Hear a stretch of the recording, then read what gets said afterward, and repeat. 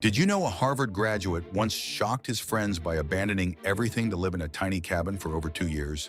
Henry David Thoreau built a 10 by 15-foot home beside Walden Pond.